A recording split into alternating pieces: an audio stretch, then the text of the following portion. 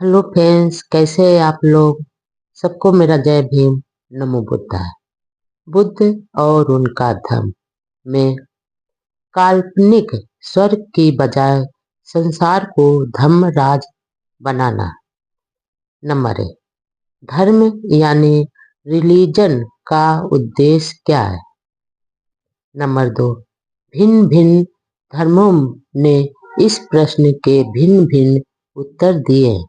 Number 3, आदमी को ईश्वर प्राप्ति के मार्ग पर लगाना और उसे अपनी आत्मा के मोक्ष का महत्व समझाना ही इस प्रश्न का एक समान उत्तर है जो दिया जाता है।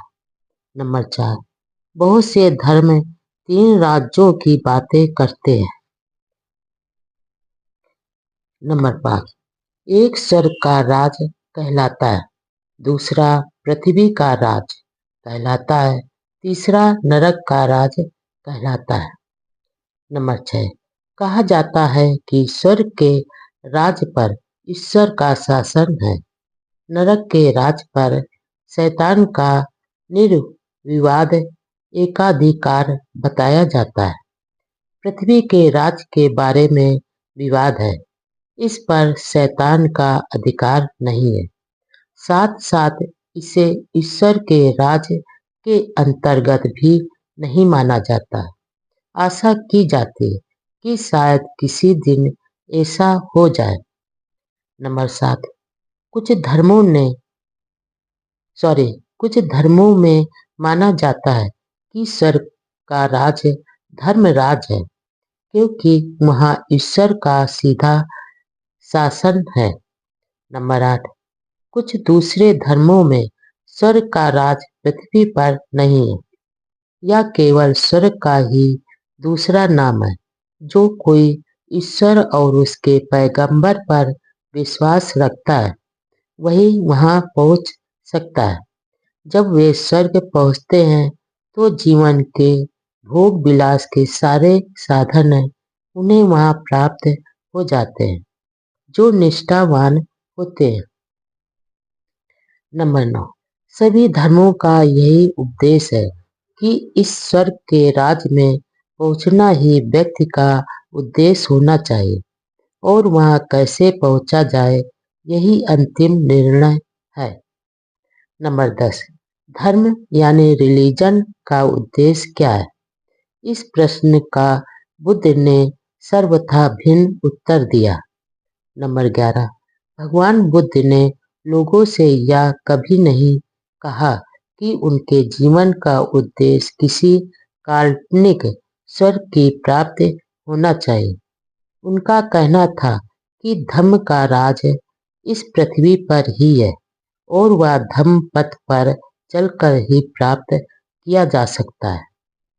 नंबर 12, उन्होंने लोगों से कहा कि यदि वे अपने दुख का अंत करना चाहते हैं तो हर किसी को एक दूसरे के साथ सदाचारपूर्ण व्यवहार करना सीखना चाहिए और इस प्रकार पृथ्वी को धर्मराज बनाना चाहिए। नंबर 13, अन्य सब धर्मों से अलग तथागत के धर्म की यही अपनी विशेषता है। नंबर 14, तथागत का धर्म में पंचशील, अष्टांगिक मार्ग और पारमिताओं पर जोर देता है। नंबर 15, भगवान बुद्ध ने इन्हें अपने धर्म का आधार क्यों बनाया, क्योंकि यही केवल एक ऐसा जीवन मार्ग है जो व्यक्ति को सदाचारी बना सकता है। नंबर 16, एक व्यक्ति का दूसरे व्यक्ति के प्रति अनुचित व्यवहार का परिणाम ही दुख है। नंबर 17, केवल सदाचार ही इस अनुचित और उसके परिणाम स्वरूप होने वाले दुख को दूर कर सकता है। सिर्फ धर्म उपदेश देना नहीं, व्यक्ति को सदाचारी भी बनाना। नंबर 18, इसीलिए भगवान बुद्ध ने कहा है कि धर्म का काम केवल उपदेश देना नहीं होना चाहिए बल्कि जैसे भी हो, इसे आदमी के मन में सदाचारी होने की आवश्यकता की भावना उत्पन्न करनी चाहिए।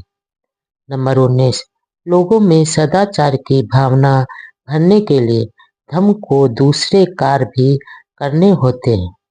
नंबर 20, धर्म द्वारा व्यक्ति को यह शिक्षा दी जानी आवश्यक है कि कुशल कर्म यानी शुभ कर्म क्या है और जो कुशल कर्म है उसका वह पालन करे।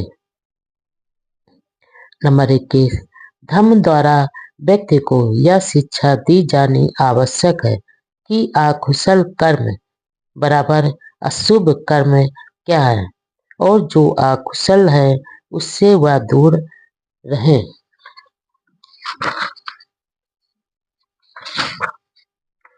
नंबर 22, धर्म के इन दो उद्देश्यों के अतिरिक्त भगवान बुद्ध ने धर्म के दो अन्य उद्देश्यों पर ही जोर दिया जिन्हें वे बहुत महत्वपूर्ण समझते थे। नंबर 23, पहला है आदमी के स्वभाव और उसकी प्रवृत्तियों का परीक्षण जो प्रार्थना करने अथवा व्रत रखने अथवा यज्ञ बलि करने से बिल्कुल भिन्न है। नंबर 24, देवोदय सूत्र में जैन धर्म की चर्चा करते हुए भगवान बुद्ध ने यह बात स्पष्ट की है। नंबर 25, जैन धर्म के संस्थापक तीर्थंकर महावीर का कहना था कि व्यक्ति जो कुछ भी अनुभव करता है, चाहे वह दुख है या सुख, यह सब उसके पूर्व जन्म के कर्मों का परिणाम होता है। नंबर 26, ऐसा होने पर पूर्व जन्म के दुष्कर्मों के निर्जरा हो जाने से और नए दुष्कर्म न करने से भविष्य के लिए कुछ संग्रह नहीं होता, तो दुष्कर्मों का क्षय हो जाता है। जब दुष्कर्मों का क्षय हो जाता है तो दुख का क्षय हो जाता है। जब दुख का क्षय हो जाता है तो सुख दुख की अनुभूति बराबर वेदना का क्षय हो जाता है। जब वेदना का क्षय हो जाता है तो सारे दुखों का मूलोच्छेद हो जाता है। नंबर 27, यही है जिसकी शिक्षा जैन धर्म देता है। नंबर 28, इस पर तथागत ने यह प्रश्न किया, क्या तुम जानते हो कि यहाँ ही और अब ही अकुशल प्रवृत्तियों का मूलोच्छेद हो गया और कुशल प्रवृत्ति की प्राप्ति हो गई है। नंबर 29, उत्तर था नहीं। नंबर 30, तब बुद्ध ने आपत्ति की, तो पूर्व दुष्कर्मों की निर्जरा से और नए दुष्कर्मों के न करने से क्या लाभ है, यदि चित्त को इसका अभ्यास नहीं है कि वह कुशल प्रवृत्ति को कुशल प्रवृत्ति में बदल सके। नंबर 31, उनके मत में किसी भी धर्म की यह सबसे गंभीर कमी थी। शुभ प्रवृत्ति या शुभ संस्कार ही किसी स्थायी अच्छाई यानी शुभ प्रवृत्ति के आश्वासन का स्थायी आधार है। नंबर 32, यही कारण है कि बुद्ध ने चित्त की साधना को प्रथम स्थान दिया है, जो कि चित्त वृत्ति को सुधारने के प्रशिक्षण का ही दूसरा नाम है। नंबर 33, दूसरी बात जिसे उन्होंने विशेष महत्व दिया वह यह है कि आदमी में अकेला होने की स्थिति में भी उचित मार्ग पर डटे रहने का साहस हो, चाहे दूसरे लोग कुछ भी करें, तुम शील का पालन करो। नंबर 34, सल्लेख सूत्र में तथागत ने इसी विषय पर जोर दिया है। नंबर 35, उन्होंने कहा है। नंबर 36, तुम्हें अपने मन को दृढ़ बनाने के लिए निश्चय करना चाहिए कि चाहे दूसरे लोग हानि करें तुम हानि नहीं करोगे। नंबर 37, चाहे दूसरे लोग हत्या करें, तुम हत्या नहीं करोगे। नंबर 38, चाहे दूसरे लोग चोरी करें, तुम चोरी नहीं करोगे। नंबर 39, चाहे दूसरे लोग श्रेष्ठ जीवन व्यतीत न करें, तुम श्रेष्ठ जीवन व्यतीत करोगे। नंबर 40, चाहे दूसरे लोग झूठ बोले, झूठी निंदा करें, दोषारोपण करें अथवा व्यर्थ बकवास करें, तुम ऐसा नहीं करोगे। नंबर 41, चाहे दूसरे लोग लोभी हो, तुम लोभ नहीं करोगे। नंबर 42, चाहे दूसरे लोग अनिष्ट करें, तुम अनिष्ट नहीं करोगे। नंबर 43, चाहे दूसरे लोग मिथ्या दृष्टि वाले हों, मिथ्या संकल्प वाले हों, मिथ्या वाणी वाले हों, मिथ्या कर्मात वाले हों, मिथ्या एकाग्रता वाले हों, तुम अष्टांगिक मार्ग का पालन करते हुए सम्यक दृष्टि, सम्यक संकल्प, सम्यक वाणी, सम्यक कर्मांत, सम्यक आजीविका, सम्यक व्यायाम, सम्यक स्मृति तथा सम्यक समाधि वाले बनोगे।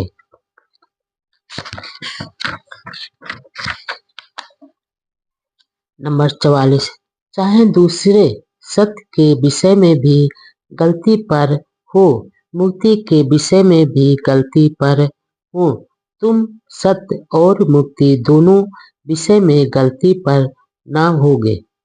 नंबर 45, चाहे दूसरे आलस और जड़ता से युक्त हो, तुम आलस और जड़ता से मुक्त रहोगे। नंबर 46, चाहे दूसरे घमंडी स्वभाव के हो, तुम विनम्र स्वभाव के रहोगे। नंबर 47, चाहे दूसरे बीज चिकित्सा से व्याकुल हो, तुम बीज चिकित्सा से मुक्त रहोगे। नंबर 48, चाहे दूसरे क्रोधी हो, द्वेषी हो, ईर्ष्यालु हो, कंजूस हो, धन लोलुप हो, ढोंगी हो, ठग हो, बाधक हो, घमंडी हो, दुसाहसी हो, कुसंगत वाले हो, लापरवाह हो, अविश्वासी हो, निर्लज्ज हो, चरित्रहीन हो, अशिक्षित हो, सुस्त हो, कृत्य व्यक्ति मूढ़ हो तथा मूर्ख हो, तुम इन सब के विपरीत होगे। नंबर 49, चाहे दूसरे लोग लौकिक वस्तुओं के चंगुल में पड़े और उनसे चिपटे हो, तुम जो लौकिक वस्तुएं नहीं हैं, उनसे चिपटोगे और परित्यागशील रहोगे। नंबर 50, चुंद वाणी और कर्म का तो कहना ही क्या, इच्छा शक्ति का विकास ही सम्यक चेतना स्थिति को प्रभावित करता है। इसलिए मैं कहता हूँ कि चुंद इन सभी बताए गए संकल्पों के लिए इच्छा शक्ति का विकसित करना आवश्यक है। नंबर 51, भगवान बुद्ध के अनुसार यही धम्म का उद्देश्य है।